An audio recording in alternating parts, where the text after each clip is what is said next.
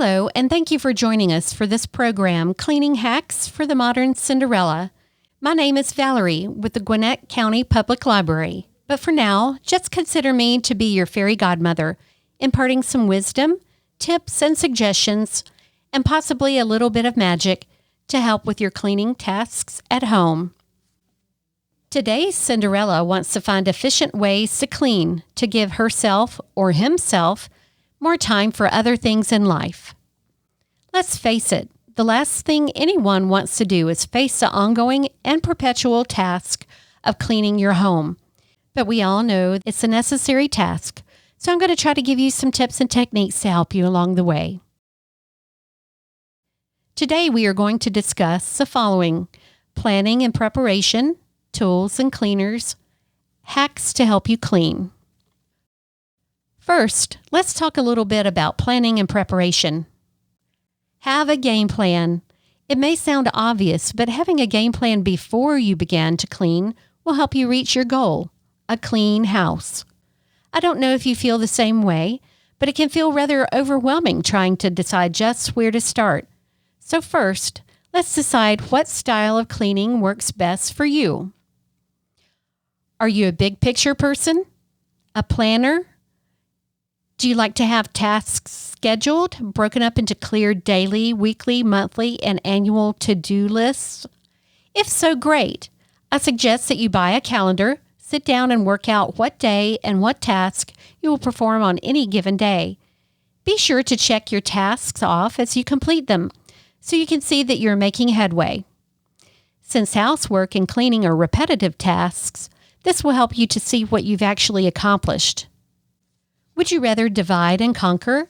Some may prefer taking on cleaning tasks in the home room by room. Focus on one room at a time until the whole house is taken care of. Or you may be one of those individuals who like to do one thing at a time. You can tackle one particular cleaning task, for instance, the laundry, kitchen, or dishes, vacuuming, dusting, one at a time, whenever your schedule allows. Whichever manner you choose to use, just begin. Before we start discussing cleaning hacks, let's just clear up a few points about tools and cleaners.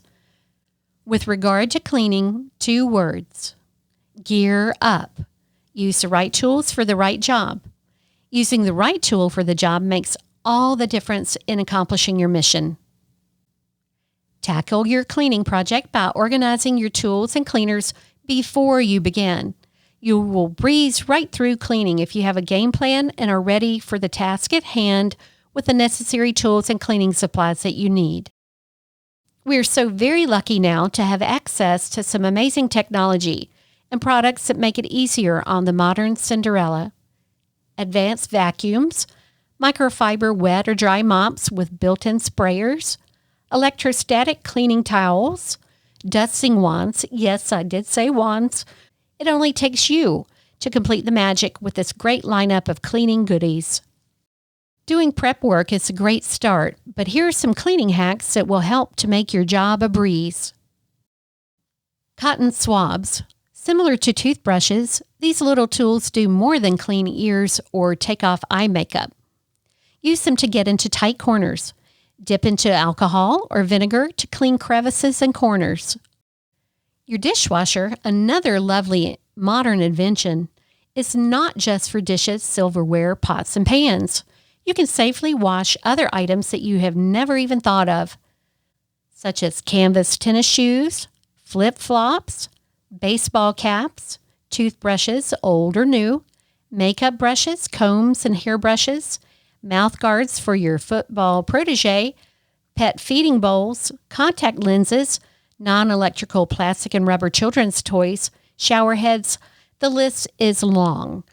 I would suggest differentiating your non-kitchen items for a separate wash, sort of like separating your whites from your dark clothes, but it's not required.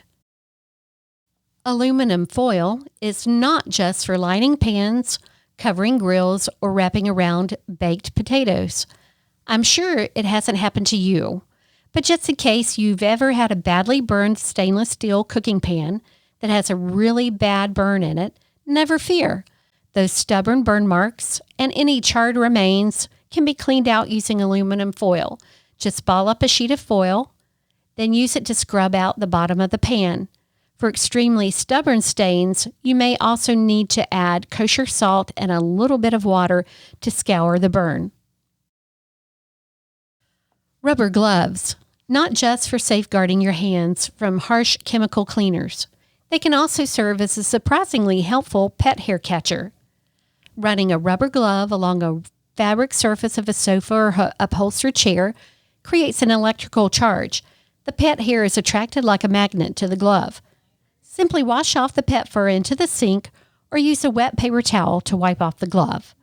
A great way to clean your microwave is to put a clean, damp sponge on a plate or cloth, setting your microwave on high for 2 minutes. The water in the sponge is heated and the humidity created releases the gunk off the interior of your microwave. You can then use a clean sponge, dunked in a solution of vinegar if you wish, to wipe down the interior of the microwave.